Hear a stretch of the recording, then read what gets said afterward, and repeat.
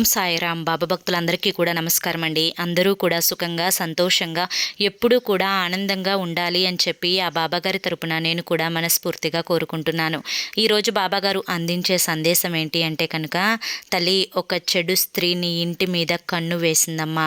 ఈ చెడు స్త్రీ కన్ను కనుక నువ్వు దూరం చేసుకోకపోతే చాలా నష్టపోతావు, చాలా ఇబ్బందులకు గురి అవుతావు. ముందుగానే హెచ్చరిస్తున్నా, ఈ సందేశంలో ఉండే ఆంతర్యం ఏంటో నువ్వు గ్రహించి తీరాలి తప్ప నువ్వు వేరే మార్గం నీకు లేదమ్మా అని చెప్పి ఏదో తెలియని సందేశాన్ని ఈరోజు బాబాగారు మనకు అందించడానికి మన ముందుకు వచ్చారండి.